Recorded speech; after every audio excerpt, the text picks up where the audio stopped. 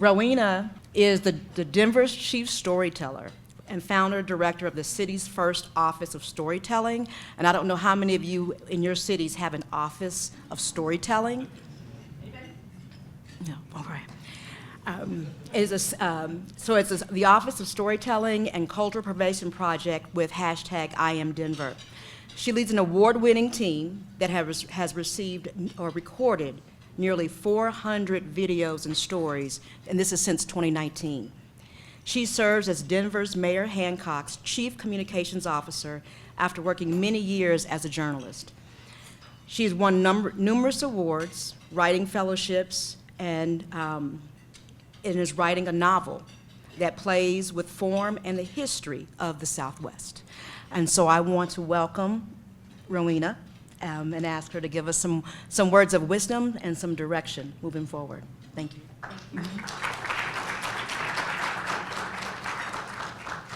Hi, everybody.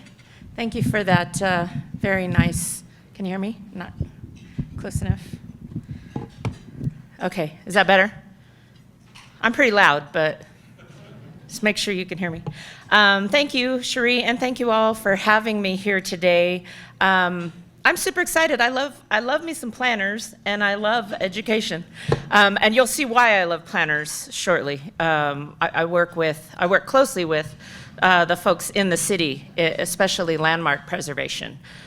We have similar missions in a way, and we've managed to lock arms and do some work, but I'll get to that. I'm getting ahead of myself. I am here today to tell you a little bit about our office and to talk with you about what an incredible tool storytelling can be in both telling your story and in having others tell your story, which is something I'm really proud of that we do. Since I think Cherie and I talked, we have created more than 400 stories at the office, and we will be all of 4 years old next month.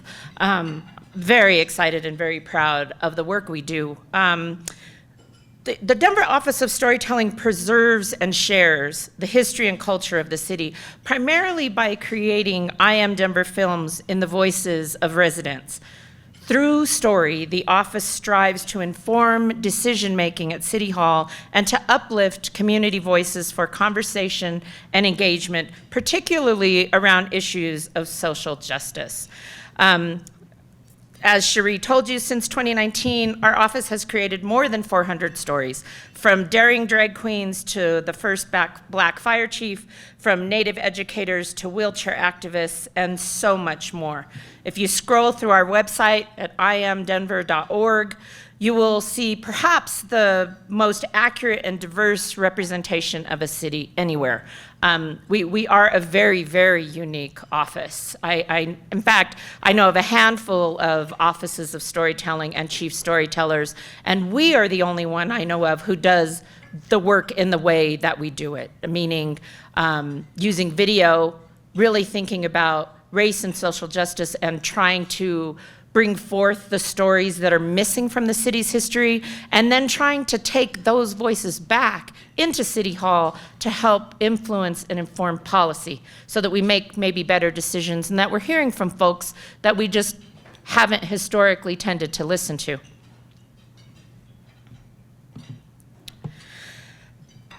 This project began as a community engagement project. I was the mayor's chief communications officer in the first term, and what we kept finding again and again is we would get out into community and be talking to people, and there were a couple things that would happen.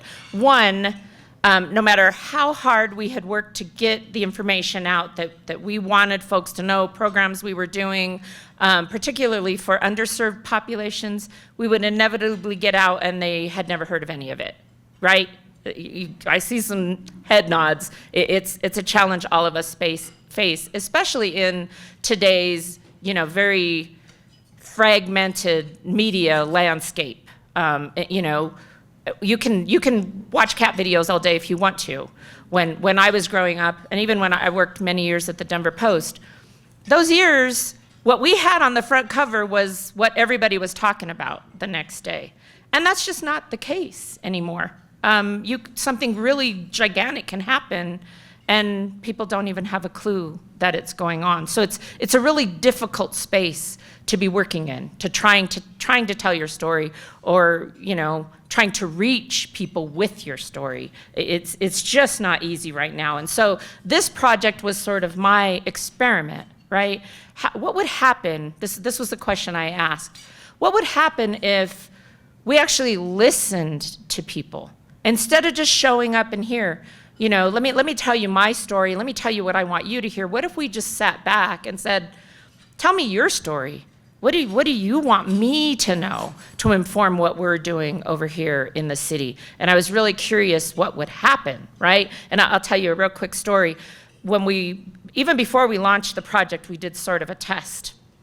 We had the mayor come. We did what we called then storytelling labs. So we'd go out into community, and this is a cool thing. I recommend this. We go out into community, we partner with nonprofits, we partner with the library, we partnered with schools and groups that serve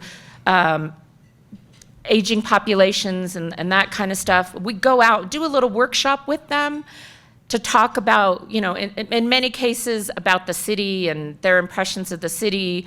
And then we would ask them to tell their stories. And we did that. We did a couple of test runs, and then we were partnering on a redlining project about the effect of redlining in the city.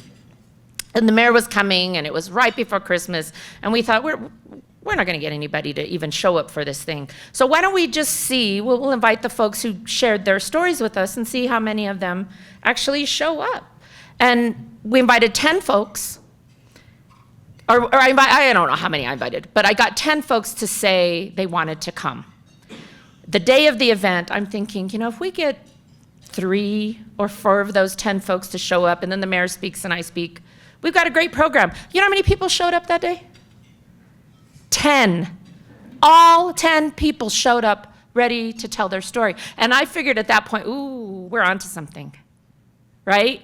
Because I work in community engagement, I work in community affairs. To get people to respond to you and to listen to you is really, really difficult. And people at that point in time were, even if they couldn't make it, they felt obliged to email me and let me know why they couldn't make it and how sorry they were they couldn't make it. And to me, what it was I was creating a relationship. It wasn't just about the exchange of information. It was really trying to get to know somebody, see them, and be seen by them. It kind of blew my mind, this whole new idea of what the power of story might bring. So fast forward, we now create these films. We don't do the storytelling labs anymore. COVID sort of destroyed that for us, and we just stopped doing it. We also lost some funding, so that made it harder to do those too. But the direction we wound up going was documentary films. I never thought we would go there. We have an itty bitty team. And in fact, we had our latest film, Reclaiming Denver's Chinatown, appear in the Denver Film Festival in November, and they called us thinking we'd made a mistake on our credits because we had one name in numerous positions. But it was true. Like, this poor woman is doing all of these different jobs because that's what we have. But we're so passionate about the stories we tell. And this one in particular, I'm gonna show you just a little clip, but I'm gonna tell you about it real quick. In February, this was from February 2020, almost 2 years before the Amachi National Historic Site became the nation's newest national park, we screened our Heartland Emmy-nominated film titled 1,000 Paper Cranes. It's about how Denver's Japanese American community emerged from internment camps after World War II. At a talk back afterward at the Denver Film Center, which is the only nonprofit film center in the state, a woman whose mother was in the film and was in one of the camps stood up and she said, "Our only family heirloom was an army blanket until this film." It breaks my heart every single time. But let me show you just a little bit.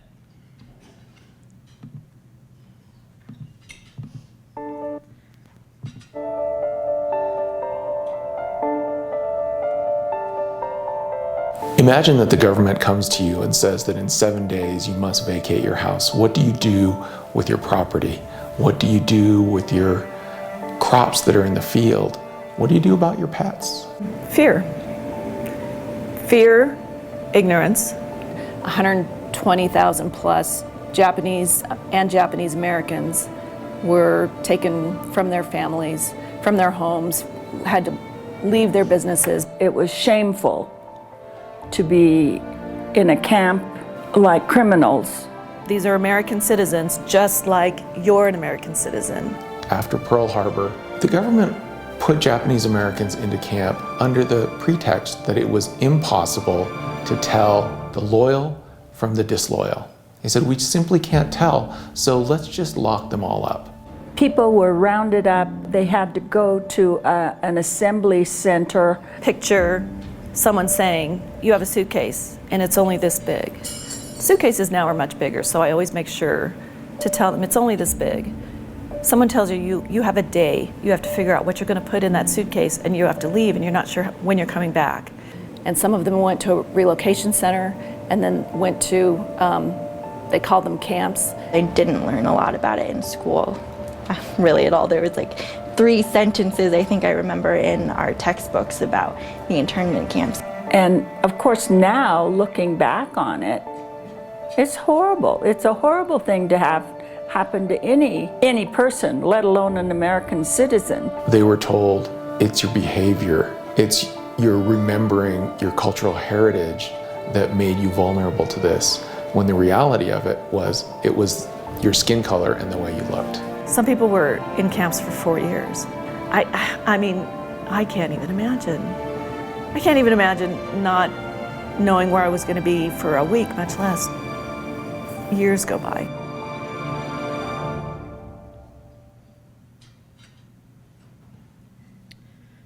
What do you notice about that?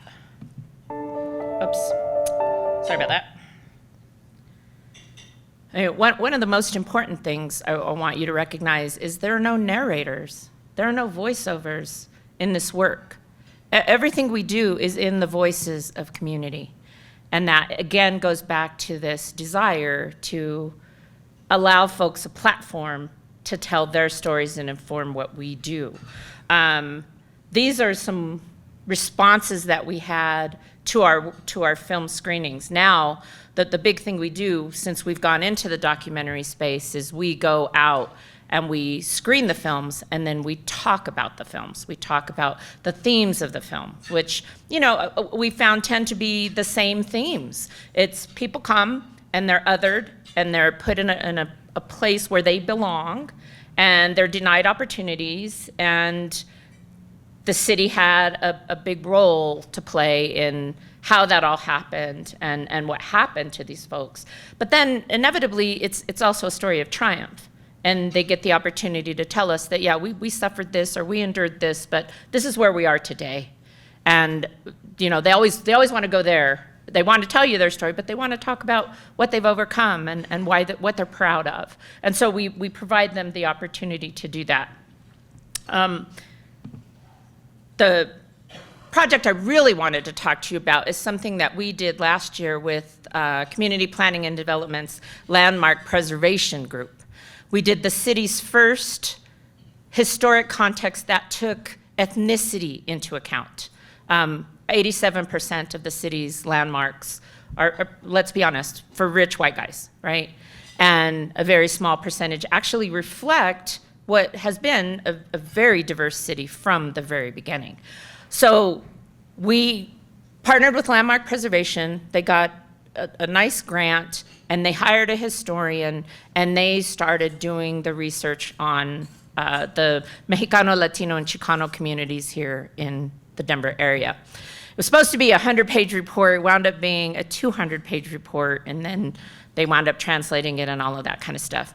Meanwhile, my office, the Office of Storytelling, we were partnering with them on the interviews and identifying some folks who had powerful stories to tell, and we created a 30-minute documentary film that was a companion to the historic report and really brought it to life, right? So, for example, usually when you have a report to announce or whatever, you try really hard to get the press there. You invite a handful of folks who are kind of close to it. Maybe if you're lucky, you get your chief executive there to talk about it.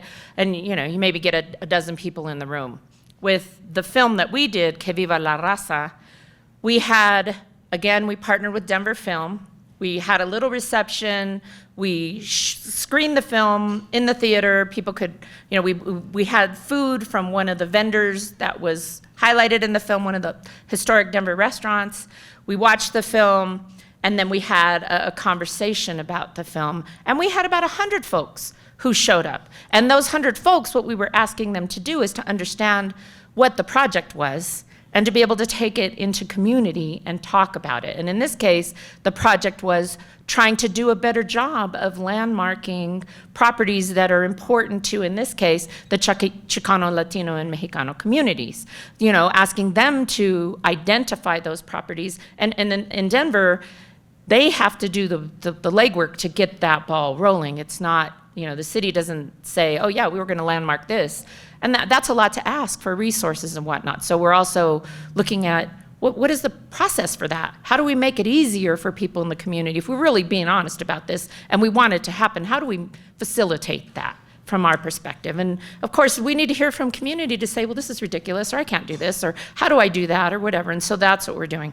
And what I'm super excited about is we completed that one, and already a park that's important to the Chicano community, La Raza Park, the process has begun to get that park landmarked. And we're hoping that we can get some other properties in the pipeline for landmarking.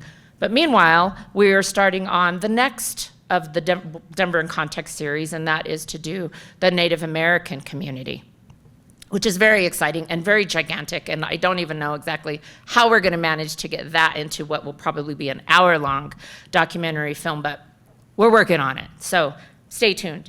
I do wanna show you just a clip of the Que Viva la Raza, and then I wanna have a conversation with you guys too. In the past 20 or 30 years, Denver has been transformed. The historic buildings that have been raised in the name of development, and with those buildings and with the shifts of population that have occurred because of gentrification, we're losing an entire neighborhood. So we have to understand our history and what has happened, and once we understand that, then we can understand how to make it richer. Beautiful buildings that they tear down to build these boxes, because I don't know if I want to call them houses. Like the way the north side looks, and Rhino, and 5 Points. It's so, it's just stale. For a population like the Latino community, when you lose that physical landscape, you lose that history. If you want to watch any more of these, they're all up on imdenver.org. We put everything up, and you're welcome to watch them, share them, whatever you would like to do. And, oops, keeps doing that. Now, what I want to do is ask you guys to just take 5 minutes, pick a partner, or share at your table, however you want to do it. It's not a ton of time. But what I would like you to do is describe a place that means home to you, and describe it with your 5 senses, right? So what does it look like? What does it smell like? What does it taste like? Of course, when we've done this with residents of Denver, immediately it's, it tastes like green chili and it smells like pot. Every single time. But the really important thing I want you to talk about is, how would it feel if it were gone?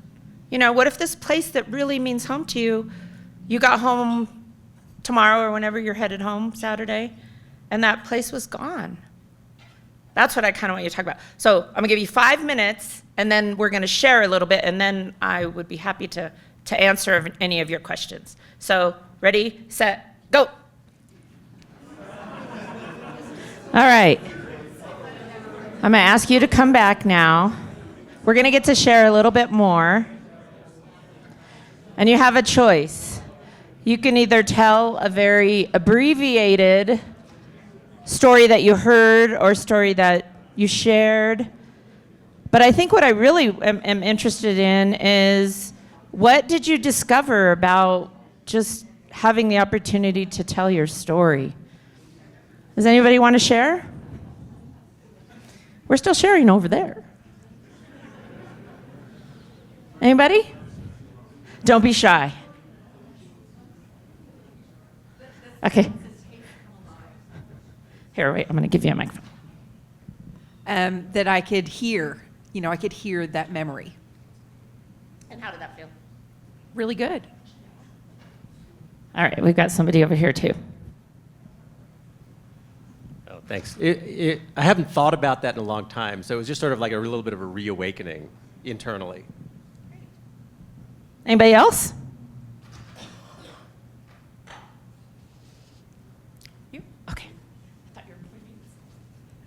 I talked about a place that I grew up, and talking about it just brings a smile to my face, and lots of pleasant memories, and a sense of wonder about the world around me. Yeah, and you can see why, as educators, as planners, it's important to feel that, right? And to understand the power of story and how you can utilize story in your work. I mean, I like to think that what we do is sort of, well, it's a form of reparations, right? We're really trying to make up for some of the things that the city has done in the past.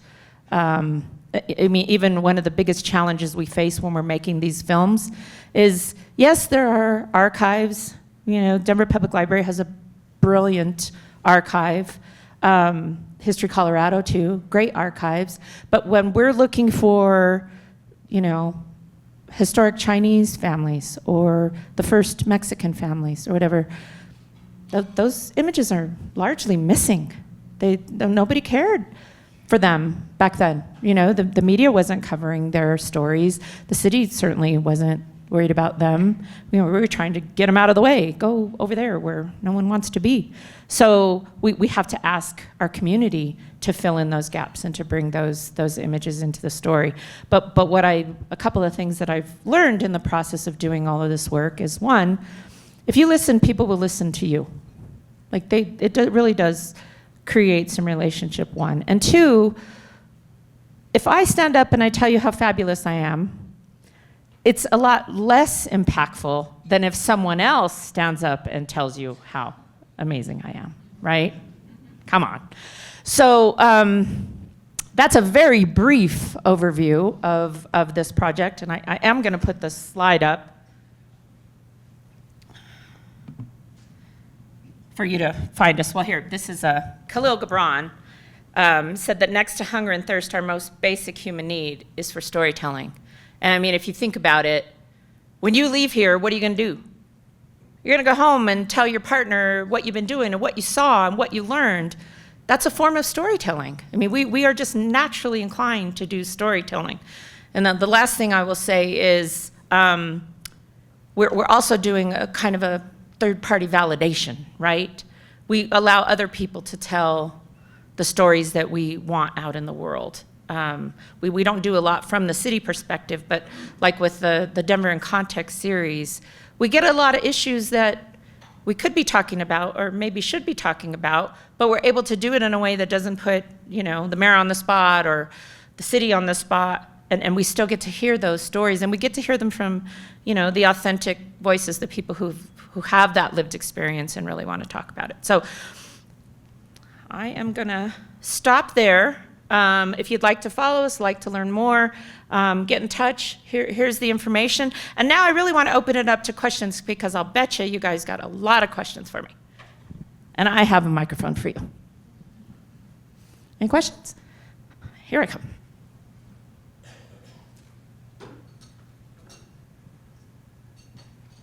Hi, how are you? Uwe Brandis from Georgetown. How big's your staff? What's your budget? And how do you kind of delineate your storytelling activities from your other, I'm sure, responsibilities associated with public communications? Well, I'll start with the latter question. The public communications, I handed off to this lovely lady with the camera over here a few months ago, so I no longer have to worry about those, which is a really beautiful thing. And as far as my staff, at one point I had 4 people, including myself, because of COVID, or as a result of COVID, I guess. I have 3, including myself, and our budget is largely just our salaries, and then I have all of $17,000 for the rest of everything else that we do. But I'll tell you, this is a secret. The best thing you can do is partner. I mean, we are out in the community doing these screenings. I don't ever pay for the room. I don't pay for the treats that we offer to folks. If we need notebooks and pens or whatever, those get donated because we don't have the budget, right? So we partner up with folks who we're all in the same boat, folks. We all need to tell our story. We all need to be listening better to communities we haven't listened to before. So it's been pretty easy to find partners to do this work. As far as the staff goes, because that's the other question, all of us are former journalists, all of us. And the woman who is primarily responsible for making the films for us is a filmmaker. She was a broadcast journalist, and so she's what in the industry is called a mojo, a mobile journalist. She can do everything. She can do the interview, she could do the video, she could do the editing. We help with research and script writing and all of that kind of stuff. But yeah, it's exciting. Any other questions? Okay, here we go. Great, thanks for your presentation. And my question is related to a conversation we were having in the first part of today, also with what was just said about the structure of the office. And in the academy, one of the things that we were talking about, sort of these big changes, part of that is what is the nature of scholarship in new technology, new forms of communication, all this kind of stuff. And I was just bringing up the example where we had our first dissertation at my prior institution at Clemson was an album, like a rap album, that then got him a job at University of Virginia. So there is structurally changing the ways that we produce what we do that go beyond the written word. You mentioned that you're former journalist. So if you could speak a little bit about how you made that transition as part of a very conventional, very traditional bureaucracy, which we all are. Okay, so let's see where to even begin with that one. Coming out of journalism, I mean, I worked in the mayor's office as communications director. So all the skills that I thought I had, I know media. No, I didn't. I got into the mayor's office and it's a whole nother animal, right? To just be able to go collect a story and you can tell it however you want, to have to really be cognizant of every single word that you use because it can come back to bite you if you use the wrong one. Whole different skill set, right? So I had a lot to learn in that respect. And in the community engagement respect, it was way different. You show up as a reporter back then, and people were, usually pretty excited to talk to you. Nowadays, they're a little scared of you because they're not trusting of what you're gonna do with whatever information that gets presented, right? That's a little scary. But as far as the bigger question of, well, how do you tell these stories in today's new media? It's ever evolving. And I tell my team that everything we do is an experiment because nobody's done this before. We're the only office I know of who does work this way. So we've just figured it out. This works, that doesn't. Let's try this, and off we go. But one of the things that the mayor and I talked about when we first decided to do this was, let's meet people where they are. And I mean, if you pay attention to media or social at all, people are watching videos. That's what's exciting to them right now. So this was a kind of an obvious opportunity. And then, the shorter videos were where we started, and we've wound up doing the bigger videos because we realized it's lovely to get all those clicks and whatever, but all you get are numbers. But when you go and you have a conversation and you meet people and you talk to them, especially if you're having difficult conversations, you create a relationship. And that's, it's infinitely more valuable than just, we've had more than 3 million impressions on the city's social. That's a big number, that's exciting. Can I tell you what resulted of that? Not really, but I can tell you, that we went and told a story of a woman who had come from, she was a refugee from Vietnam or Laos, one of those. And she came to us and she told her story, which was just a really heartbreaking story. She wound up being alone in the world. She lost everything and everybody. And she said to us, you know, will you come back? Will you be my friend? And it just, I mean, that one was really hard. It's still really hard. But we saw her. We talked to her. Those few minutes at least, she wasn't alone in the world. And it opened our eyes too, as to, you know, one, how powerful this work is, how important this work is. We have a tiny budget, you know, but I promise you we use every single penny to the best that we could possibly use it. So a number of us here do community engaged work as part of our own practice. One of the things that you just hit on that I hope you can maybe just give a little bit more to is trust. So people telling their stories requires a level of trust with what you're going to do with it. Some of it is just literally getting in the door, getting those things started. I know a lot of us who work in this space, you know, established long-time relationship with community-based organizations that help us with that kind of role. Can you talk about how that worked with these kinds of projects? Yeah, it's a lot of work, right? It's a lot of time just showing up. That's like probably the biggest thing is you know, not just showing up when you have an ask, you want something from folks, but you show up to hear them, to attend their events, to get to know them, to have coffee. That's a big part of it. And I think for us, we've done it a couple of ways, right? Those storytelling labs were important because it was us helping people find their story, but it wasn't us telling our story, really. I mean, you know, a very quick overview of what the office does, and then here, talk to us, tell us your story. It's amazing how people open up when you stop and really listen to them. And then when they saw what we were doing, right, that they have the opportunity to come and they watch a film with us and see what we've done with people who look like them, their stories, and how we've honored those stories, then they start coming to us. The one we did, the Reclaiming Denver's Chinatown, I grew up here. I had no idea Denver ever had a Chinatown. That was news to me. But how we found out was a couple of folks heard about our office. They were descendants of Denver's original Chinese families, been here since the 1870s, came to us and said, we're afraid that our story is being forgotten. Will you help us? And we wound up creating an hour-long documentary that does just that. It captures the work that they'd been doing on their family history, on the community. We captured all that. We got a historian. We found so many historic images, put this really beautiful documentary together, and now they're using it with their efforts to try to recreate some sort of Chinatown just a few blocks from here.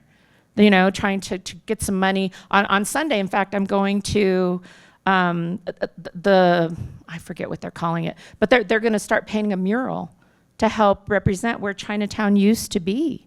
And I'm going to that, right? I mean, I don't get anything out of that. It's a Sunday afternoon.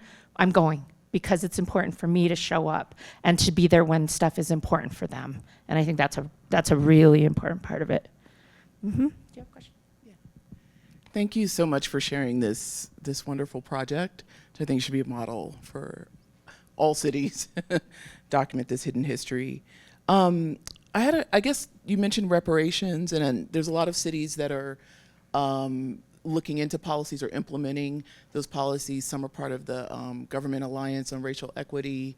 And I was wondering if there are any efforts so far or how this project connects to any efforts that may be emerging or ongoing in Denver to implement racial equity in city policy or planning or any kind of reparations, and also how this project is being received by the majority white community in Denver, and are they engaging with the project? Thanks.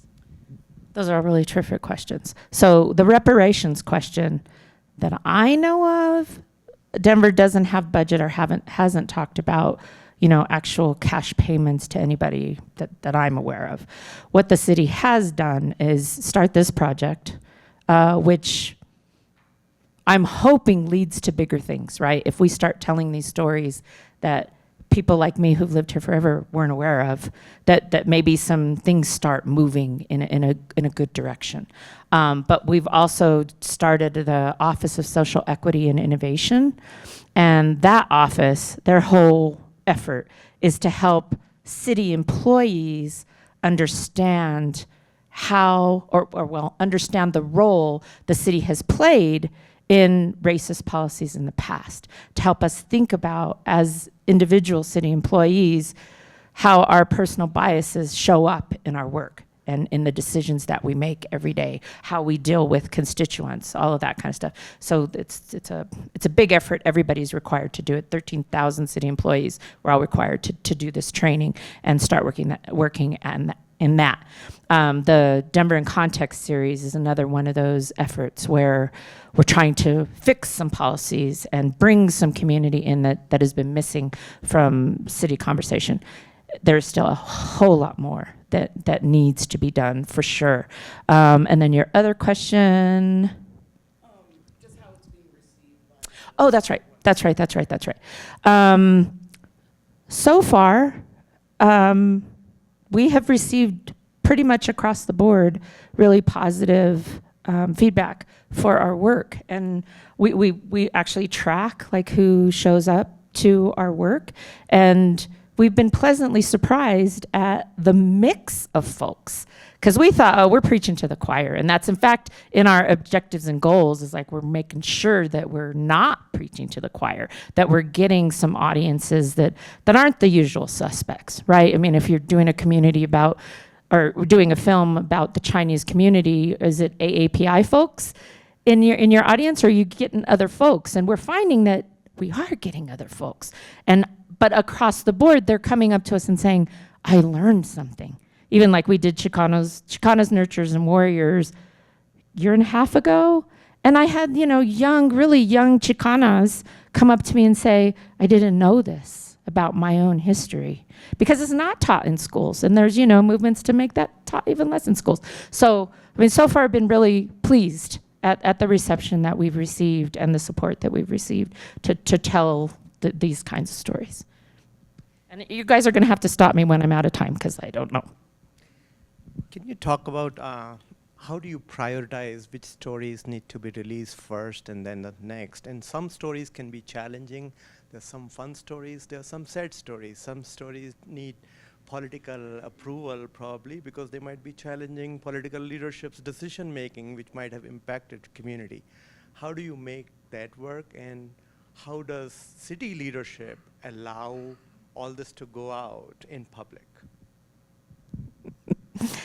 So I'm laughing because I tend to ask for forgiveness instead of permission. But I think there's a couple of really strategic ways that we handle that. We don't do news. That's a big one. Like if there's something going on right now that is affecting communities or whatever, we stay away from it. Let the media handle that. Let the PR folks handle that. That's their job, right? We really try to do things that are outside of that, to stay out of that space and to stay out of that spotlight, right? So that's one thing. Another thing that we do, just slipped out of my brain, I'll think of it. But as far as like prioritization goes, because we have such a tiny team, we have to be very selective about what stories we do. But at this point, we've done more than 400 stories. So we track what stories have we done? Where are the gaps? Who are we missing? What community have we not talked to? And where do they fit in? Like we know we've done some immigrant refugee stuff, for example. We haven't done anything in Spanish. I speak Spanish, one of my colleagues speaks Spanish. But it's harder to do Spanish because we didn't have an editor who could edit film in Spanish. So we actually have an intern now, and she can edit in Spanish. So one of the things we're working on is making sure that we get something in Spanish, but we're pulling it into a story that we're already working on to get that taken care of.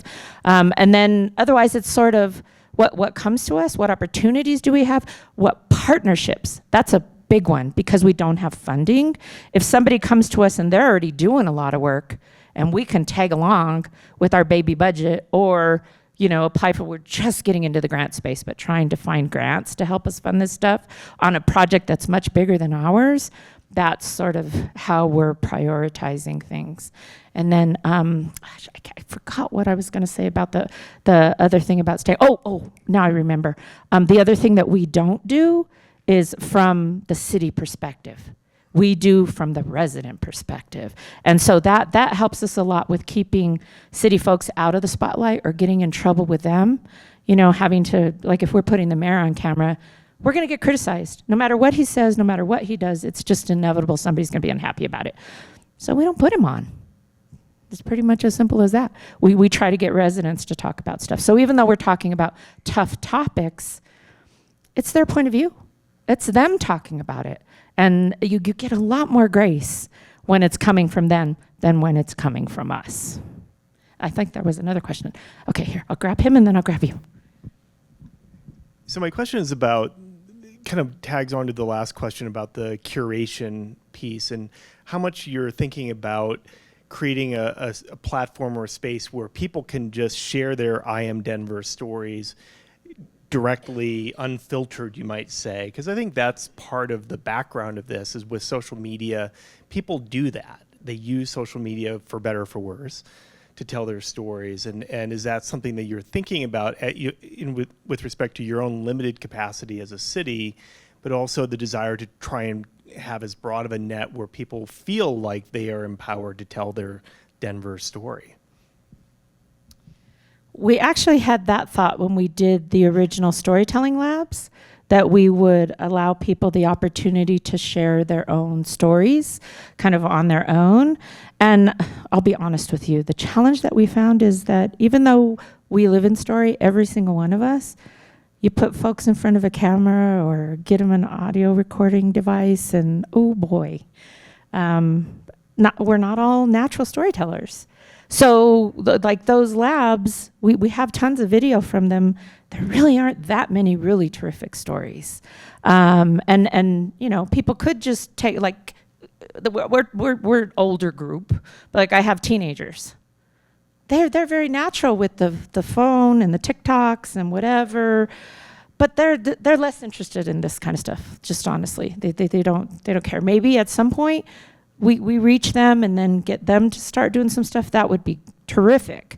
I think we're just, even though you say, and we would like to say, oh yeah, anybody could put their story up, the ones we're afraid of are the ones that would get us in trouble. You know, F the city and F the mayor and you all suck and whatever. So it's a little bit harder to just say, oh yeah, go ahead.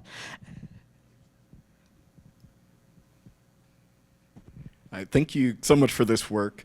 So I'm increasingly using documentary video as a form of public policy evaluation. The hardest partner I've had to build trust with is actually local government.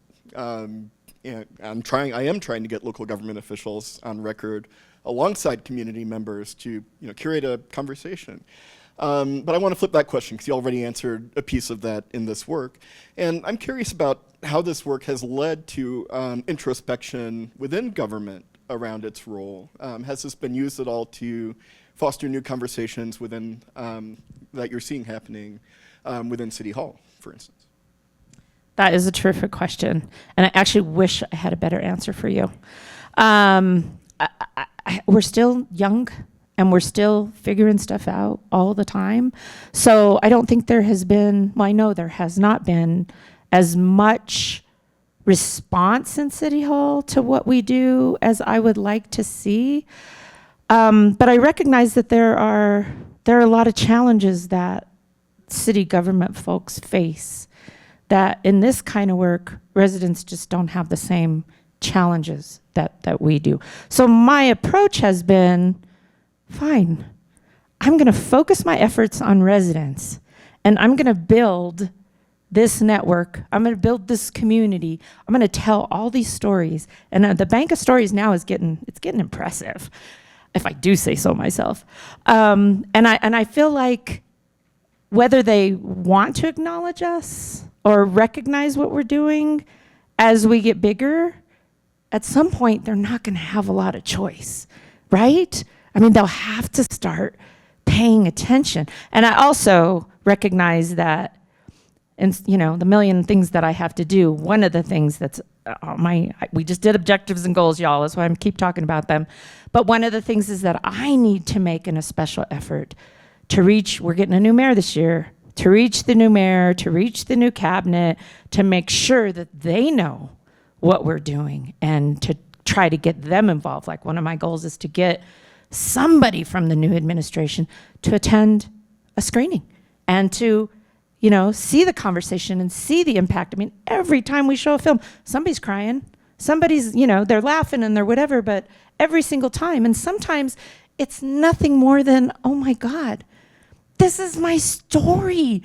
I've never seen it on a big screen before. I saw somebody who looks like me telling a story I never expected. And it's a powerful, powerful thing, because I feel it. With a couple of the films that we did, the Que Viva la Raza and the Chicanas one, I mean, that's my community, the Native American community. Those are my communities. So to see those stories told, I mean, it's been a lifetime of work to get those out there. And so, yeah, I mean, I feel that. And I think, so that's a very long way of saying we're working on it. Thank you. All right, how are we doing on time? One more question. Okay. Thank you so much for this excellent presentation and also for leaving us enough time for a conversation. I really appreciate that. I'm wondering, you said you worked with the planners for a while, and maybe you still do. And I'm kind of wondering, of course, I'm jealous, because I want to be able to do this and teach my students how to do it myself. But I think the question is, what do you feel like the planners are bringing to the table with the skills that they already have that complement what you and your team can do? Or is there something, or do you need something more? So can you give us some ideas as planning educators and administrators of planning programs? What are some of the things you've seen done right with the planners you work with? And where do you think the field needs to go to make us better partners as planners with work like this, not just your own, in the future? I love that question. That's a great question to wrap up with. Most of my experience with planners has been with the landmark preservation folks. And I will tell you that probably the biggest skill set that they brought was the ability to be open and to listen to the community. For example, we kicked off the Native American context at the end of February. And we were making so many asks of them. It's a very different culture. So, we had a prayer to start it, but you can't just have a prayer. You have to ask an elder in the community to do the prayer, and you need to give them a little gift when you make that ask. You don't just ask open-handed. They didn't know that, but they were willing to do it. They were willing to do that. When we were at the event, it was time to eat. And in our community, elders go first. So, I was like, elders. And they, got the mic, oh, elders first. And it was, incredible, the response that they got, because they're like, oh, this is new.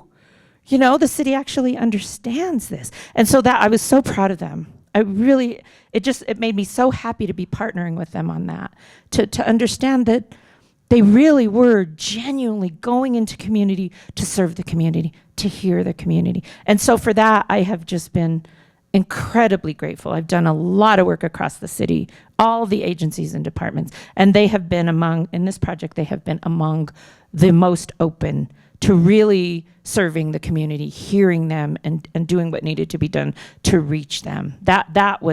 It's been tremendous to do that. And then as far as skills go, what to bring, I think it has to go back to listening, right? I mean, what has happened in communities across the country, many were destroyed by highways coming in, and there's been, many big cities or medium-sized cities like Denver have faced a lot of gentrification, and taking some responsibility for what has happened and really trying hard to think about how can we do things differently and how can we hear from community. We don't have to have all the answers. I think that's a big non-secret.